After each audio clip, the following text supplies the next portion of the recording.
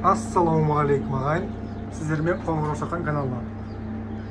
Бүгінгі видеомыздың тақырыбы әр партиядан қанша балапан сатып пайда табуға болады деген тақырып.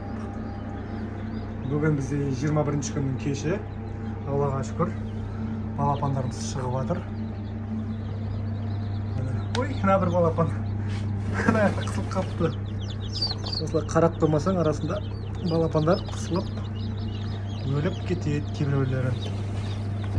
Міне қазір әлі толықтай шығып бітпеді балапандар, әлі шығып жатқандары бар. Қазір енді балапандарды салып бір санап жіберейін.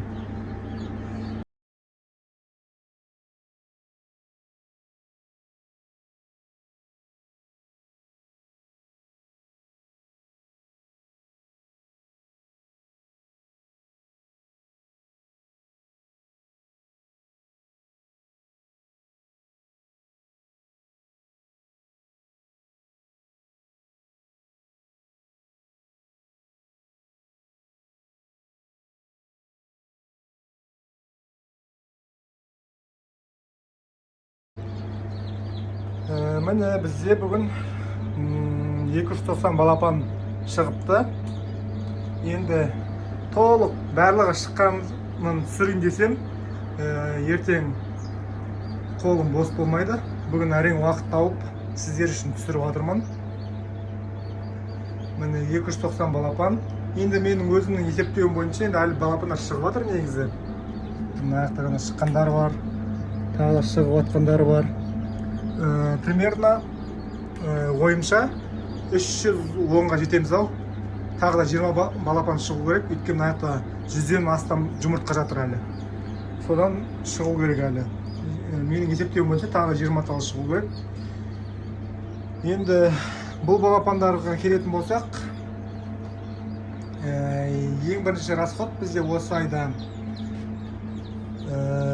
ол енді бірінші неше жұмыртқа салынған айта кетейін. Бізде общий 516 жұмыртқа салынды. Мына біздің инкубатор 528 инкубатор. Соған 516 салынды.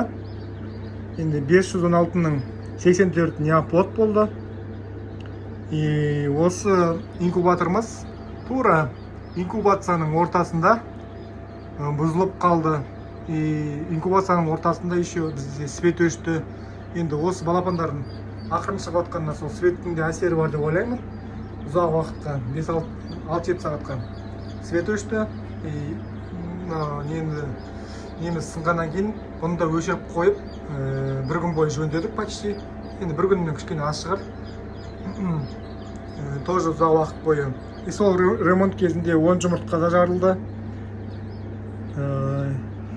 И сосын біз осы 516 жұмыртқаның бәрін өзіміздің немізден емес, шаруашылығымыздан емес, тағы да бір шаруашылықтан 400 штук жұмыртқа заказ бергенбіз.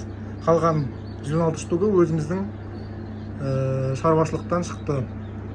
Енді ең главный расход ол бізде осы партияда сол жұмыртқалар болып есептеледі. Өйткені біз бұл жұмыртқаларды алу үшін 100 мың теңге құрттық. Общий 400 жұмыртқамен, жолымен барлығы 100 мың теңгеге шықты бізге. Ең главный расход есептеп қойдым. Енді ол бізде келесі главный расходтардың бірі ол электричество. Электричествоға бізге инкубатордың жұмыс істеуіне, брудерлардың жұмыс істеуіне, қауық қоралардың светтері күні бойы жанып тұрғанына айына бізде 15 мың теңге кетеді.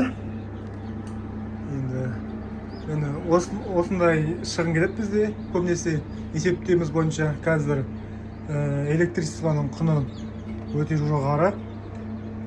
Енді келесі расход ол бізде корм және дәрілер. Әр партияға бізде 5 мың теңгедей кетеді. Көріп тұрсыздар, суларына дәрілер қосылып беріледі ең бірінші күндері. И кормдарына келетін болсақ, бізде осындай бройлерларға арналған старт корм. Осындай корм беруге кеңес беремін сіздерге. Өйткені кормнан аямау керек ақшаны. Балапандар ең басында жақсы өсіп, ары қаратай жақсы дамып кету үшін өте сапалы кормдар беру керек. Мына балапандардың өзін түсіре кетейін. Балапандардың жағдайы жақсы. Енді бір-екі күннен кейін, если бір-екі күн тұратын болса, бір-екі күннен кейін уже басқа бродерларға ауыстырып салу керек. Өйткені уже бір-бірлерін мыжып бастайды. Бірінші күнде тұрса болады, уже 2-3 күннен кейін желательно аз-аздан қою керек. Енді бұл балапандардың уже барлығы өзінің заказчиктары бар. Барлығы Құдай қаласа уже осы аптаның ішінде сатылып кетеді деген ойдамын. И кормнан бөлек бізде мынандай астарын көрдіңіздер ме? Осындай пеленкалары бар. Ең бірінші күндері пеленка обязательно. Балапандардың аяқтары өте нәзік болып шығады. И ең бірінші күндері пеленкада тұрмаса, көпсінің аяқтары жараланып, шығын өте көп болады. Балапандар өте көп өліп кетуі мүмкін. Енді мына жерді бір көрсете кетейін. Кейбір балапандар шыға алмай, кеуіп кететіндері бар араларында. Шығып алып, шыққаннан кейін езіліп қалатындар бар. Осындай расходтар болады енді.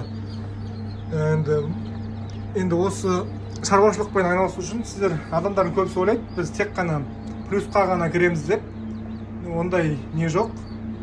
Енді жұмыс болғаннан кейін, шаруашылық болғаннан кейін еңбектенбесең ешқандай ақша түспейді. Адамдардың көбісі ойлайды, сол жұмыртқаны сала салып, шығара саламыз, таза саламыз деп. Ондай емес. Әр істің өзінің бір тәуекелі болады. Енді бұл жерде ең главный тәуекел осы инкубатор. Инкубатордың жұмыс істеуі жақсы болу үшін технический состоянияларына қарап отыру керек. И және электроэнергиясы ең главный не проблема. Бізде осы айы что-то көшемізде свет 2 рет өшті. Свет өшкен, енді ұзақ өшкен өте зиян енді нелерге, жұмыртқаларға. Енді 5-6 сағат деген қатты әсер етпеу керек. И жұмыртқа сатып алған кезде ең главный тәуекелдің бірі ол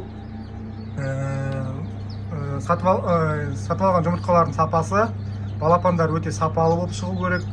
Енді клиенттарға сатқаннан кейін сапалы жұмыртқалар алу керек.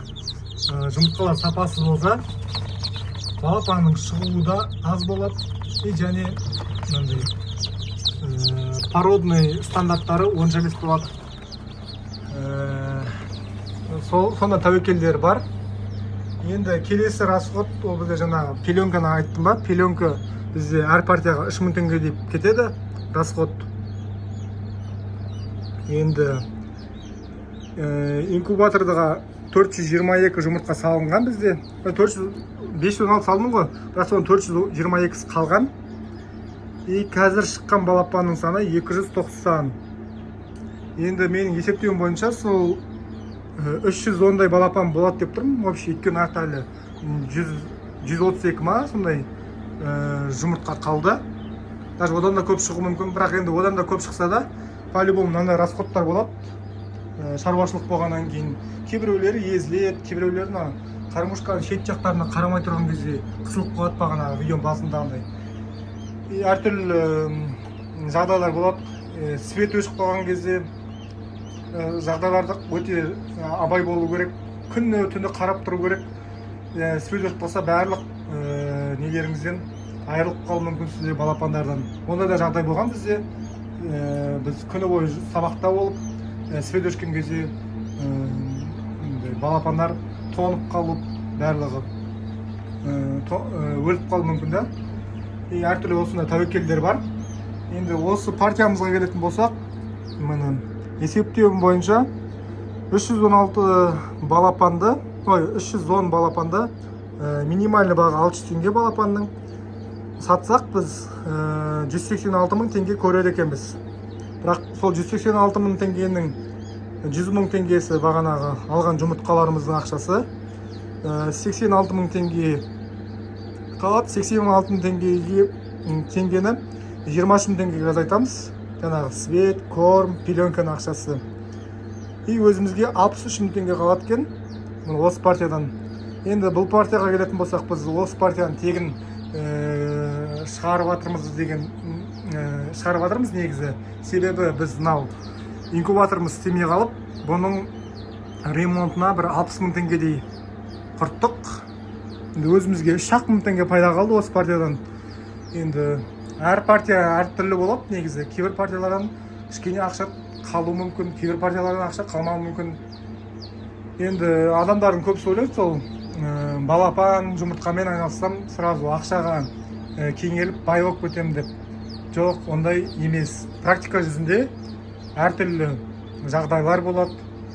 Енді әртүрлі нелер болады. Еңбектену керек адам ақша тапқысы келсе.